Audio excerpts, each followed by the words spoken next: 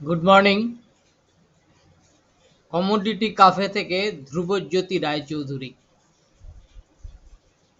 গত কয়েকদিনে আপনাদের কাছ থেকে বেশ কিছু ফোন পাচ্ছি। বিভিন্ন মানুষ তাদের কোয়ারি সম্বন্ধে জানাচ্ছেন এবং ক্ল্যারিফিকেশন চাইছেন। গতকাল এক ভদ্রলোক আমাকে ফোন করেছিলেন, বলছেন যে আমি খুব শর্ট টার্ম ট্রেডার, প্রচুর টাকা রিলায়েন্স আমার কেনা রয়েছে। রিলায়েন্সের ভিউটা সম্পর্কে আমি জানতে চাই। এই প্রাইস অ্যাকশন এবং ব্রেকআউট স্ট্র্যাটেজি নিয়ে রিলায়েন্সের চার্টকে অ্যানালাইজ করতে গিয়ে একটা দারুণ বিষয় দেখলাম। বিষয়টা আপনাদের জানাই যে রিলায়েন্সের চার্টে যেটা দেখছি সেটা আদৌ ব্রেকআউট নাকি ফেক আউট, অর্থাৎ ফলস ব্রেকআউট। চার্টটাকে নিয়ে আলোচনা করি, তাহলে এই ব্রেকআউট এবং ফেক আউটের মধ্যে পার্থক্যটা আপনাদের কাছে ক্লিয়ার হয়ে যাবে। ভালো করে দুটো ক্যান্ডেলকে লক্ষ্য করুন। আমরা সব সময় বলছি যে পিটিজেড তৈরি হবে দুটো ক্যান্ডেলকে বেস করে। 19 জুন এবং 20 জুন এই দুটো ক্যান্ডেল একটা বুলিশ পিটিজেড তৈরি করেছে, কনসিডারিং স্ট্রাকচার অ্যান্ড ভলিউম। ফলে এই যে 20 জুনের হাই, দ্যাট ইজ 1471, এই লেভেলটা আমাদের কাছে একটা বিশাল রেজিস্ট্যান্স।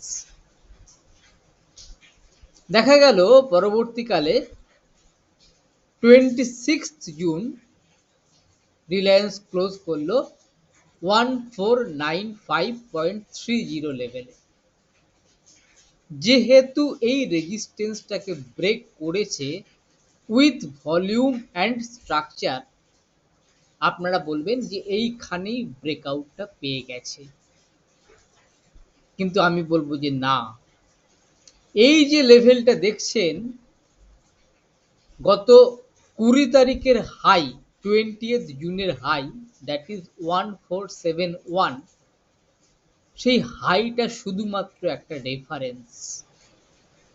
আলটিমেট যে ব্রেকআউট লেভেলটা বেরোচ্ছে সেই লেভেলটা হচ্ছে 1500। আমি এই 1500 লেভেলটাকে মার্ক করছি বোঝানোর সুবিধার জন্য। যখন দেখা যাচ্ছে যে মার্কেট 1500 ওপরে ক্লোজ করছে, তখন কিন্তু স্ট্রাকচার ওকে ক্যান্ডেলস্টিকে, কিন্তু ভলিউম তাকে সাপোর্ট করছে না। তাহলে প্রথম কথা হচ্ছে যে পিটিজেড এর যে হাইটা, সে হাইটা যদি উইথ ভলিউম এবং স্ট্রাকচার ব্রেক করে, তাহলে কিন্তু আমরা এক কথায় ব্রেকআউট বলতে পারছি না। আমরা ব্রেকআউট বলবো কখন? যখন আমরা লেভেলের সাপোর্ট নেব এবং সেই লেভেলটাই দেখাচ্ছে 1500 লেভেল। এই 1500 ওপরে ক্লোজ করেছে, স্ট্রাকচার সাপোর্ট করেছে, কিন্তু ভলিউম সাপোর্ট করেনি। ফলে এই মুহূর্তে দাঁড়িয়ে রিলায়েন্সে কিন্তু একটা ফলস ব্রেকআউট বা ফেক আউট রয়েছে। এরপরে যে ক্যান্ডেলগুলো তৈরি হবে, যদি দেখা যায় যে পরবর্তীকালে ভলিউমটাও রিকভার করলো এবং স্ট্রাকচার ওকে রাখলো, তাহলেই আমরা বুঝবো যে না, আবার নতুন করে বায়াররা ফিরে এসেছে এবং তারা ইন্টারেস্টেড। আদারওয়াইজ এই 1500 লেভেলটা কিন্তু রিলায়েন্সের পক্ষে খুব ভাইটাল লেভেল।